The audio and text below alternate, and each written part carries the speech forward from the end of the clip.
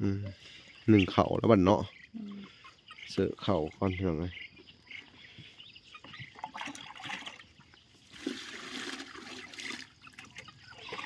เสือเอาบ่เป็ดกระใหญ่ไว้เติบน้องเป็ดเนาะ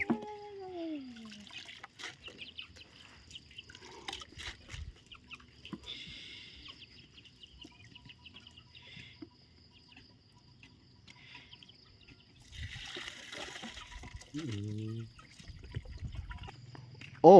เห็ดยังเนาะขุดคุ้มข้อไก่โอ้เห็ดข้อไก่เลยโดยโอ้ขุดคุ้มข้อไก่โดยอ๋อพี่น้องเลยเห็ดข้อไก่เลยขักแท้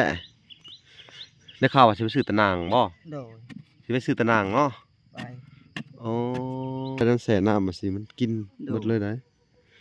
มันถึกน้ำตลอด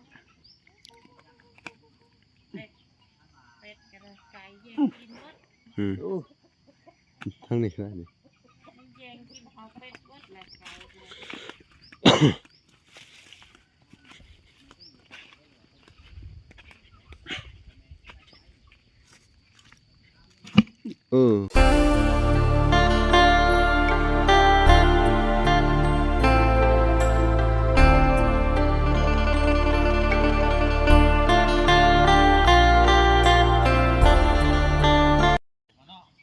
โอเคเนาะทุกคนกราบสบายดีพ่อแม่พี่น้องเบิดสู่คู่สู่คนเนาะ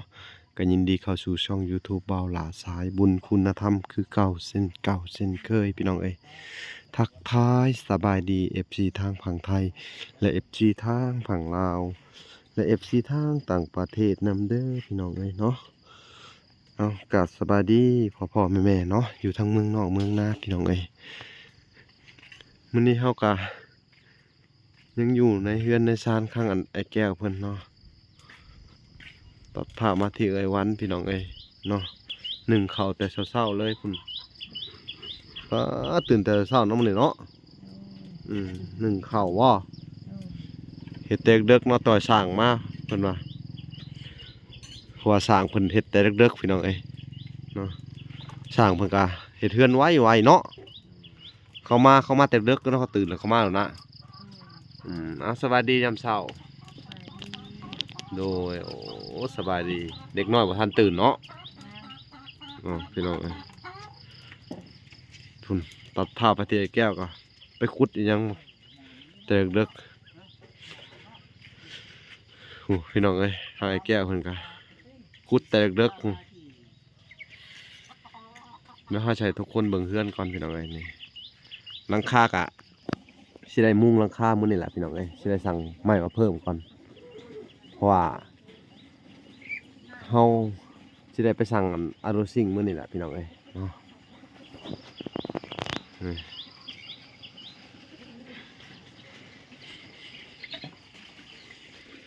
อันนี้เพิ่นก็ย้ายมาพี่บนล้างถ้วยล้างจาน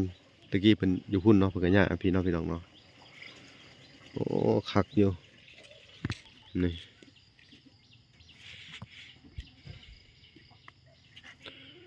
เป็ดไก่ยามเช้า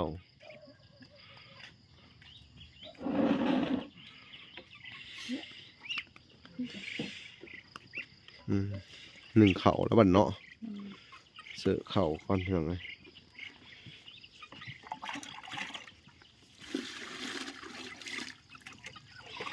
เสือเอาบ่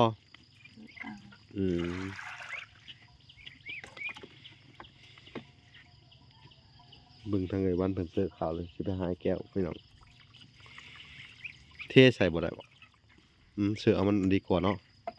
ลองเป็ดเด้อเป็ดนี่เขาเกลือห้ำมันบอก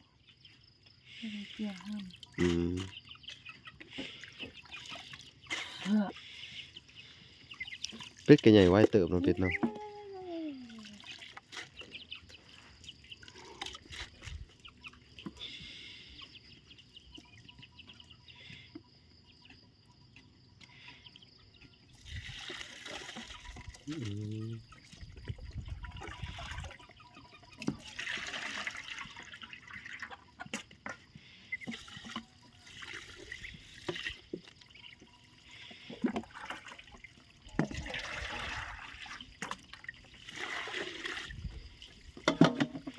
ลาดล่างอะไรน้ำเติมล่างขอบโอเคใช้ได้เลย โอ้ยลูกไปละดู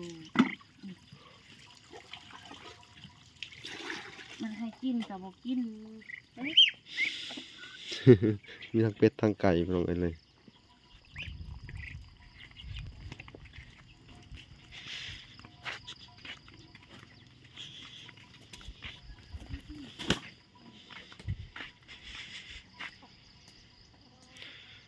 ข้างเขายำเสาๆไปเลยฝนผ่ากระตกเมื่อคืนเลยครับ ตกแห้งอะลิ้น ปีนี้ฝนดีพี่น้องเลยตกขู่มือเลย อันนี้ก็ขึ้นไหม้แหละมาแต่เสาๆเลยเนาะคุณบรรยากาศยามเสาๆทั้งเฮือนในแก้วค่ะสิประสบความสำเร็จทั้งบ่ยากค่ะทั้งมาแต่ใช้เนาะสบายดีเด้อบัดนี้เด้อ สบายดีตอนเช้า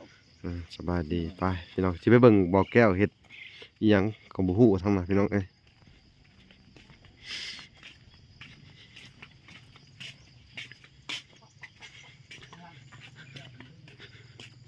โอ้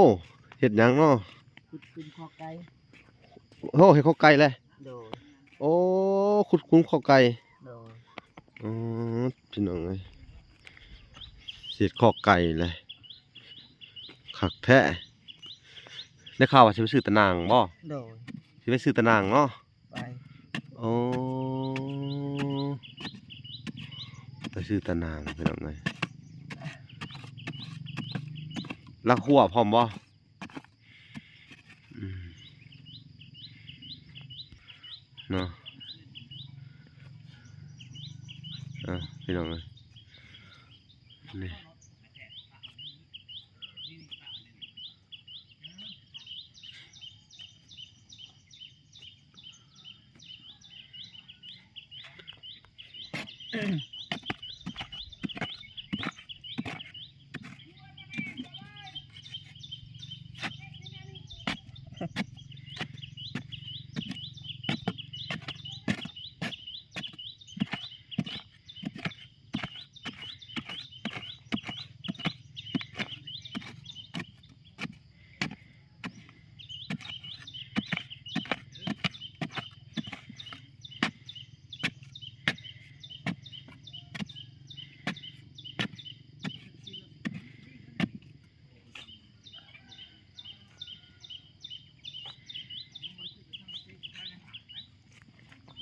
คุณเลิกเติบบ่ โดย บ่ซั่นว่าให้คุบเลิกๆกันบ่ บ่ได้เลิกอื่น2ตน อืม แม่น เสร็จมื้อนี้เลยแม่นบ่ โดย โอ้จัดไป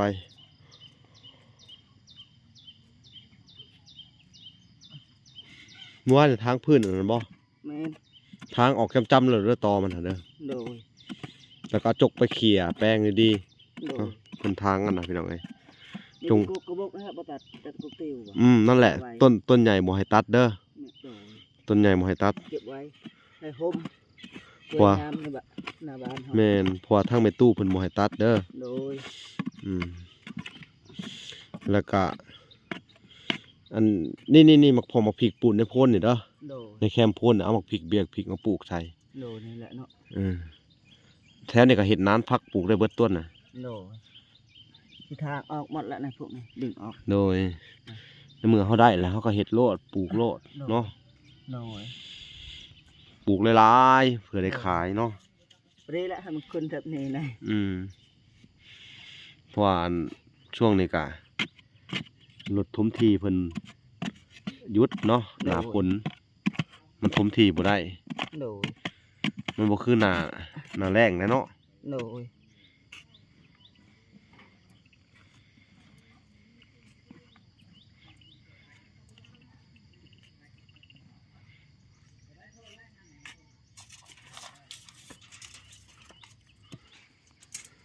ต่อกะละแมตว่ะวัดเบิ่งวัดทางนี่นำเด้อวัดสุนนี่นำไม่จับให้กาไดคันนี้บ่สุนนี่บ่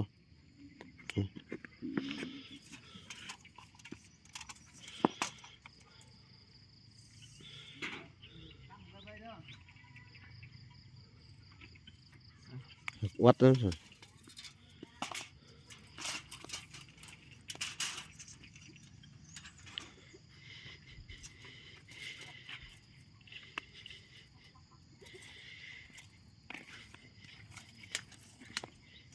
นี่จับให้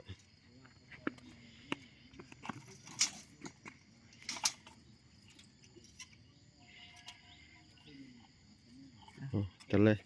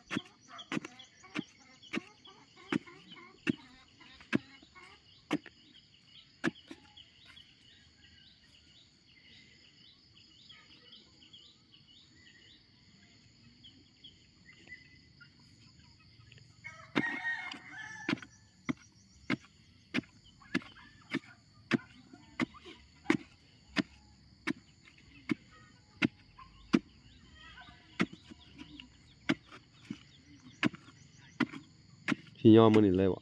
โดย บ่สัญญาสิพาเฮ็ดเนาะ โดย แต่ในส่วนของบ่หลามื้อนี้ก็สิพาสร้างไปเบิ่งอารุซิ่งพี่น้องเอ้ยก็สิสั่งไม้ในส่วนที่เหลือพี่น้อง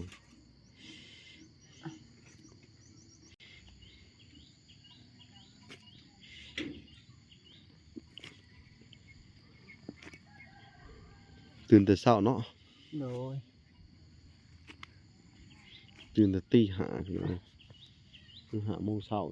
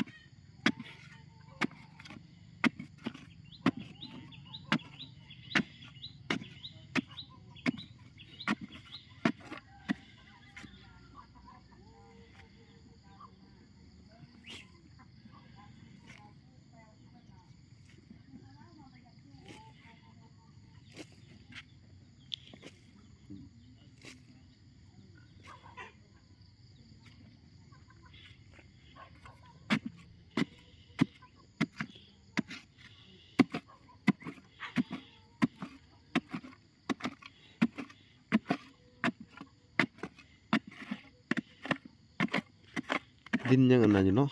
โดย ดินมันบ่ค่อยสุ่มเนาะนี่เนาะ บ่ยังแห้งเด้อ โอ้ยังแห้งอยู่ทั้งพื้นเนาะ ตกจักตกได้เนาะ บ่แบบน้ำมันไหลหลากเด้ แม่นก็นั้นน้ำไปทางพุ่นเด้ มันลาดเอียง โดย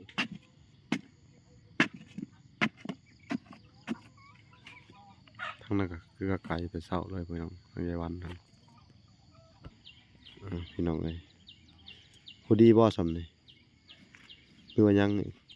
เดี๋ยวรอถามเบาสัญญาก่อน ไปถามเพิ่นว่าบ่พอดีก็ขุดลงอีก เอา เดี๋ยวว่าสิไปเอาละครัวพุ่นแล้วขึ้นมา ขุดต่อ ไปซะ โดย ลุยเลยเฮ็ดตื่นเช้ามากก็ต้องหาเวียกเฮ็ดทางไอ้แก้วเพิ่นเนาะ โดย ตื่นแต่เช้าๆเลยพี่น้องเอ้ยเท่าอันนี้ไข่แห้งอันหนึงจุดแล้วเด้อ โดย นี่ รอให้มันแห้งพุ่นแล้ว โอ้อ่อนเนาะ เด้มันอ่อนเด้น่ะ ถึงน้ำตลอด อืม มันบวมอุ๊บ ดึงโอ้ปวกเนาะ โดย พี่น้องเอ้ยปวกมันมีตลอดเลยขนาดใช้ไม้แกนได้เนาะ แม่ โอ้ มัน มัน กินพวกนี้ซื่อๆหรือว่าไง อืม มัน กิน กินดอกแกนมันนี่ มันก็เว่าบ่ได้นั่นแส่น้ำมาสิมันกินหมดเลยได้ มันถึกน้ำตลอด เป็ดกระไก่แย่งกินหมด โอ้ ทั้งนี้คือได้นี่ มันแย่งกินเอาเป็ดหมดแหละไก่เลย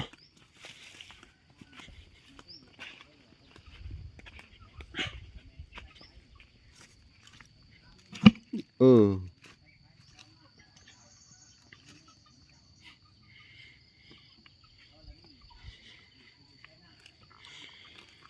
ตัวนี้ว่าสิออกได้บางทีโพดเด้ เอาออก ตอนเฮาเฮ็ดตอนนั้นน่ะ ออกก่อนค่ะ สิดึงไปพูด เอาไปเลี้ยงไว้หูก็ได้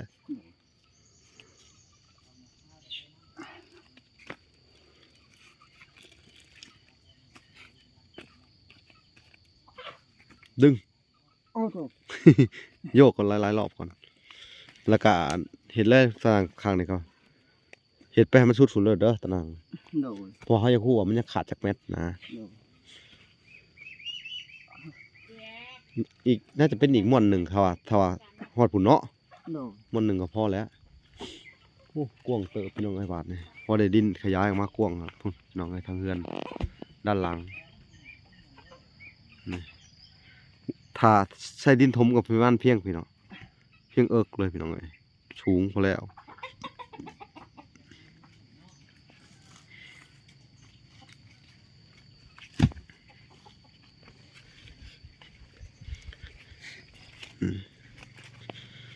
สาวจะกระคุดเบิ้งไอ้แก้ว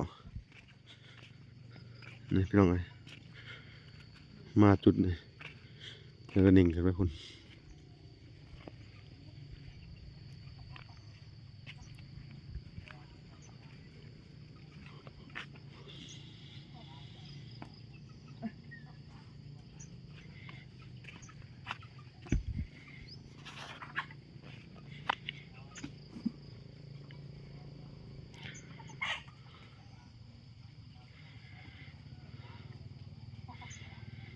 แบบมันเลยไอ้แก้ว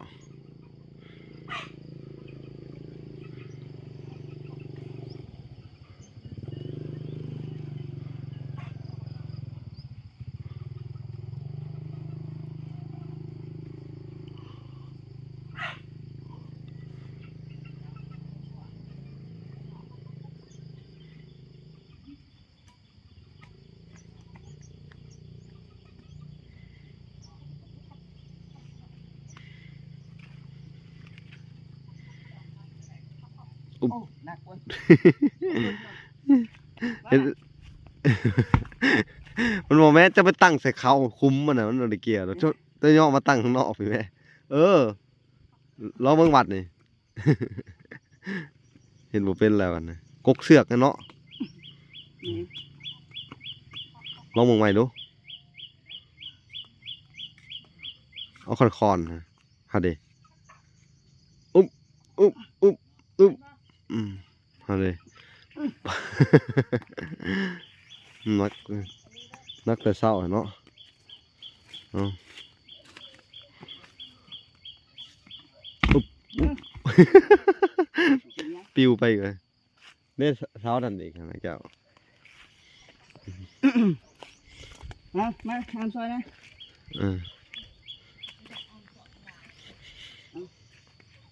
ก็ขึ้นใส่บาบ่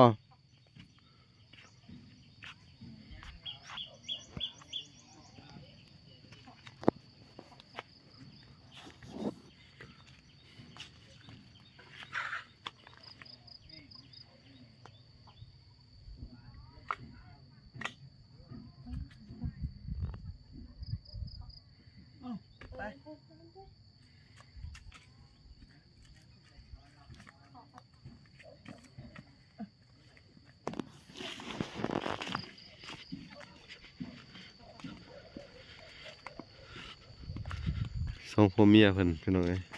ตื่นแต่ดึกๆเอาเพียกมาเน่งก็ได้เฮ้ยแกขุดเลยก็ได้ใช้เพียกเจ้า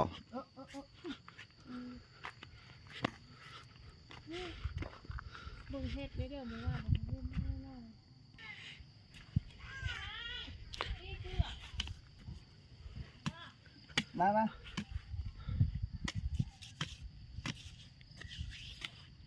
อันนี้ตัดต่ำๆเด้อไอ้แก้ว โดย ต่อไม้พวกอย่างนี้แถวนี้ทางออกให้มันต่ำๆเลยบัดนี้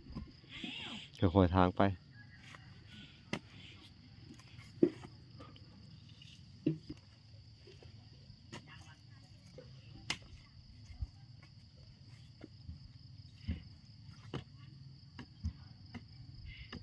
ก็ว่าจะขาดอีกจักลักว่ะเขาจะได้หู้เด้มาแล้วแล้วเขากันเน่งเพียกแล้วคุดเนาะ ฟังนั้น14 นะจะไล่มึงเลยโอ้ยอีก ฟังนี่ 14แล้ว ครบแล้วฟังนี่ อืม เคยเดินพุ่นขึ้นไปพุ่น โอเค 4หลัก ก็บอกทางบอกสัญญาเด้อ โดย ให้บอกสัญญาไปสั่งเพราะว่าเพิ่นว่าเพิ่นมีงบเข้ามาแล้ว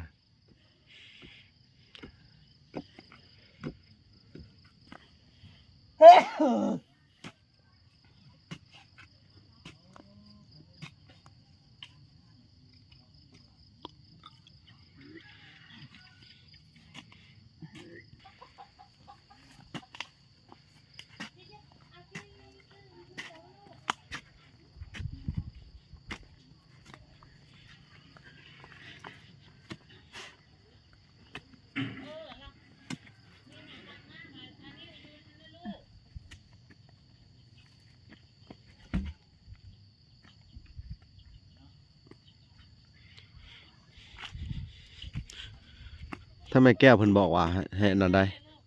แม่แก้ว โดย แม่แก้วเพิ่นบอกว่าโอ้คำว่านักข่าวมาผ่านมามุงคุมเตาไว้เพิ่นว่ายันเตาลุเพิ่นว่าเพิ่นอยากให้เฮ็ดให้เจ้าเฮ็ดเตาเพิ่นว่าหาเก็บพื้นมาเรื่อยๆเพิ่นว่าเอาพี่น้องเอ้ย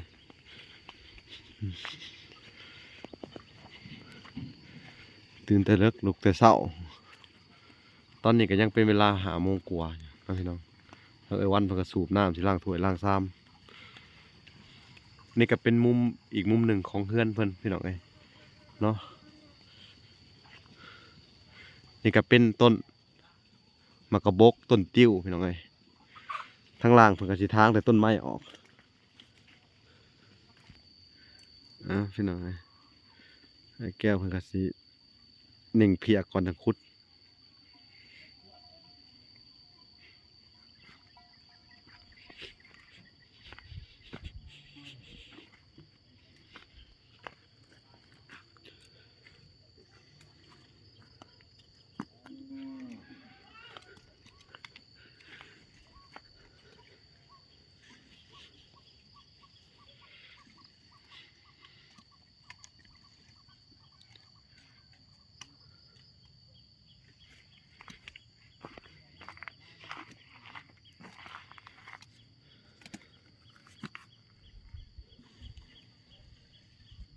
ต้นนี้เพิ่นแถมให้เนาะทางเจ้าของดินเพิ่นเนาะ โดย คือว่าเม็ดหนึ่งบ่ แม่น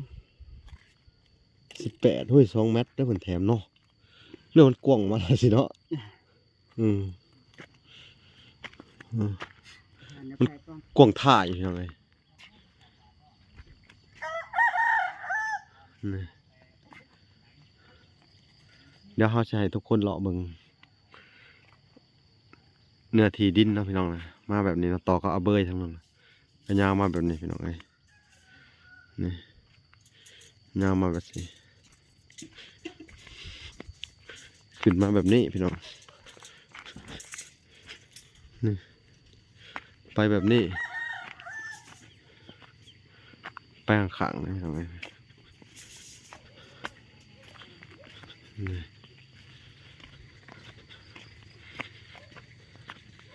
นี่ก็เป็นดินตอนที่ทางแม่ตู้ USA เพิ่นซื้อขยายออกให้ทางไอ้แก้วเพิ่นพี่น้องเอ้ยนี่ออกมาประมาณ10 เมตรมานี่ไปนี่พี่น้องเอ้ยนี่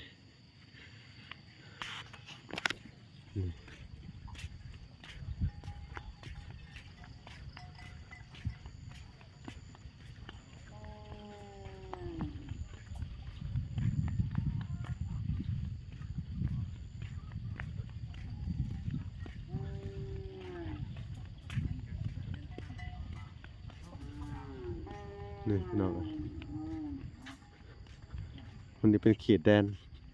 สะเบยไก่แก้วประตูเขาทางไก่แก้วครับ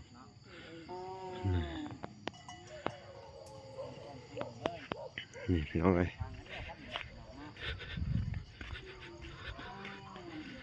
เข้ามาในเฮือนก็สิแบบนี้พี่น้องเลยเมื่อคืนเนี่ยฝนตกแต่ดึกเลยพี่น้องเลยนี่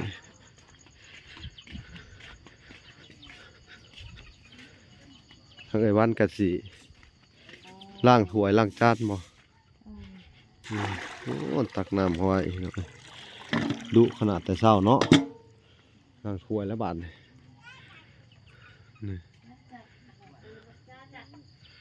คุณทางไอ้แก้วก็คุดคือเก่าพี่น้องเลยอ้าวอันเดียวกันอันนี้ก็ตื่นแต่เช้าอ้าวสวัสดีสวัสดีพี่น้องเลยคุณเห็ดหยังแต่เช้าๆเลยอันนี้ยังพันตื่นอยู่พี่น้องเลยเพิ่นสบายดีแต่เช้าๆอ้าวพี่น้องเอ้ยมันนี่ก็เป็นอีกมื้อหนึ่งเนาะนี่ก็เป็นบรรยากาศยามเช้าๆพี่น้องเอ้ย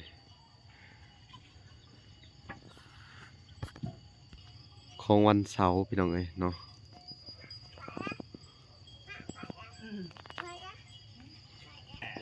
31 พฤษภาคมพี่น้องเอ้ย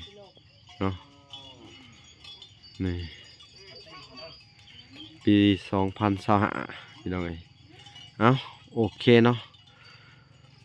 มันก็เป็นภาพบรรยากาศอยู่ที่บ้านไอ้แก้วหรือว่าอยู่ที่เฮือนไอ้แก้วพี่น้องเอ้ยมื้อนี้ก็คลิปนี้ก็บ่มีหยังหลายพี่น้องเอ้ยทางบ่ล่ะก็สิได้จบคลิปก่อนเนาะแล้วก็สิมาติดตามเรื่องทางเฮือนไอ้แก้วเก่าว่ามันบ่พออีหยังแน่ขาดเหลืออีหยังแน่พี่น้องเอ้ยเอ้าโอเคพอกันใหม่คลิปหน้าเนาะทุกคนบ๊ายบาย